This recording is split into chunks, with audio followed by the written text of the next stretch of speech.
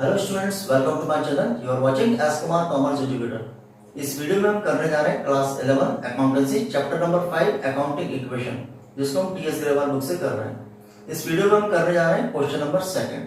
सो सबसे पहले अगर आप चैनल पर नए हैं, फर्स्ट टाइम विजिट कर रहे हैं, तो चैनल को सब्सक्राइब कर लीजिए ताकि आने वाली वीडियोस की नोटिफिकेशन आपको मिलती रहे।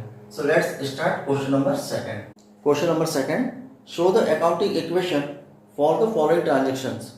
नीचे ट्रांजेक्शन गिवन है, उन ट्रांजेक्शन को हमको अकाउंटिंग इक्वेशन पर शो करना है। First transaction, Gopinath started business with cash ₹25,000। Second, purchase goods from Shyam ₹10,000। Third, sold goods to Sohan costing ₹1,800।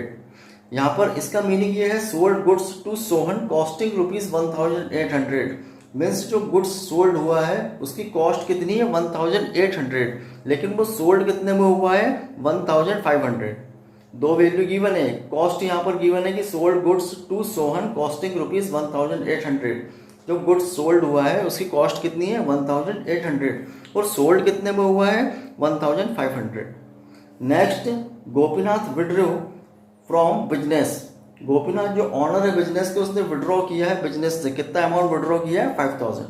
ये ट्रांजेक्शन को हमको क्या करना है, अकाउंटिंग इक्वेशन पर शो करना है। सो let us see the solution. So question number 2 के सॉल्यूशन के लिए सबसे पहले हम क्या करेंगे, अकाउंटिंग इक्वेशन क्या होती है, assets is equal to liabilities plus capital.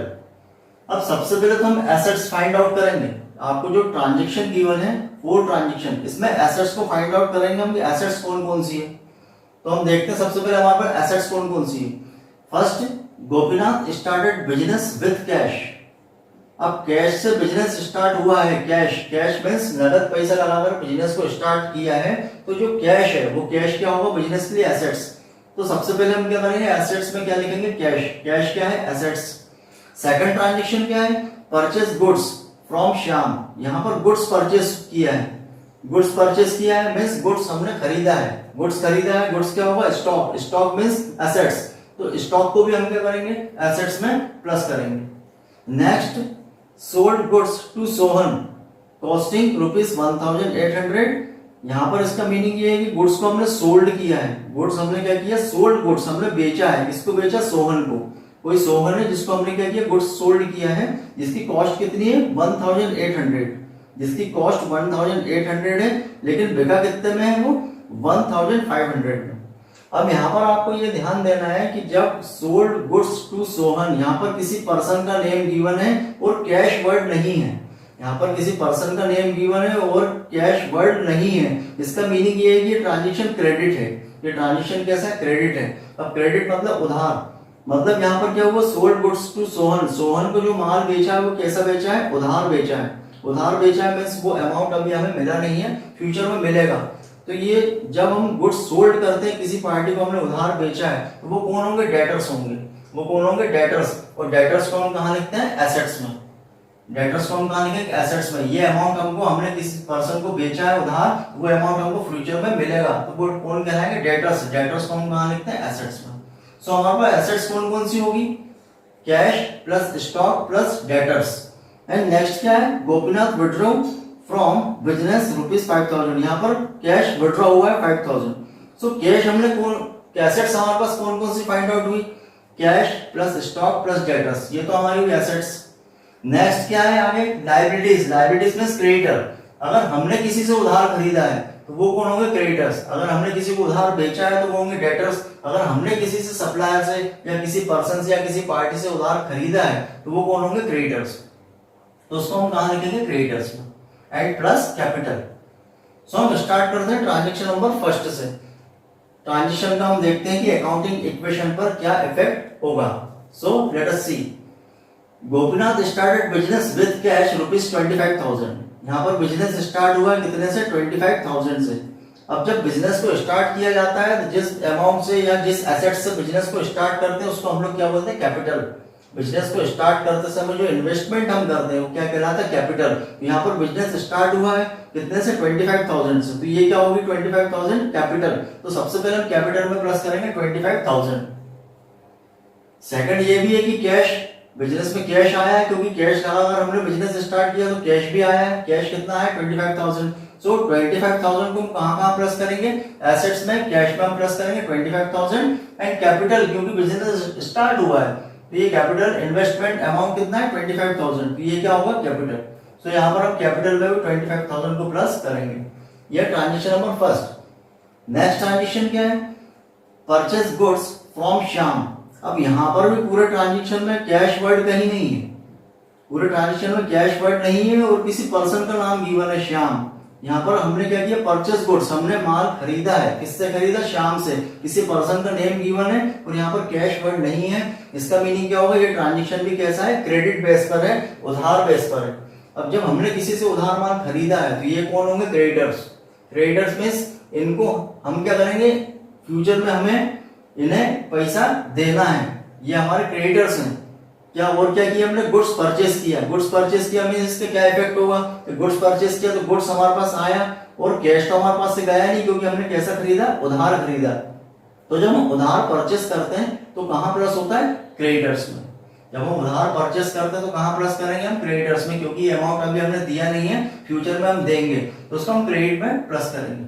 और गुड्स परचेस किया तो स्टॉक में प्लस करेंगे, हमने परचेस कर लिया, गुड्स आ गया तो गुड्स को हम क्या करेंगे, स्टॉक में प्लस करेंगे।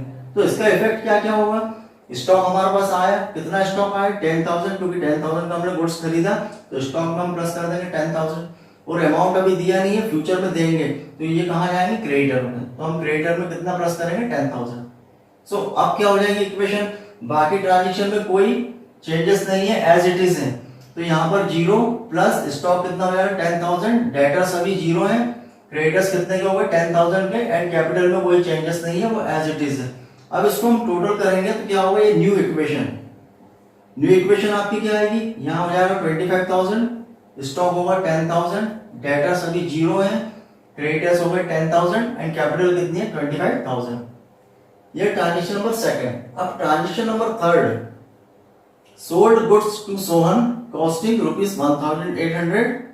यहाँ पर कहने का क्या मीनिंग है कि सोल्ड गुड्स टू सोहन, यहाँ सोहन को माल बेचा है जिसकी कॉस्ट कितनी है 1,800 और बिका कितने में है 1,500। इसका मीनिंग ये है कि हमने गुड्स सोल्ड किया है, कितने, इसकी कॉस्ट कितनी है 1,800, कॉस्ट गुड्स की कितनी है 1,800, लेकिन बिका कितने में है 1,500। तो यहाँ पर हमें क्या होगा, अगर किसी गुड्स की कॉस्ट कितनी है 1,800 और बिका कम में है 1,500 में, इसका मीनिंग क्या हुआ, हमें लॉस हुआ। इसका मीनिंग क्या हुआ, हमको लॉस हुआ।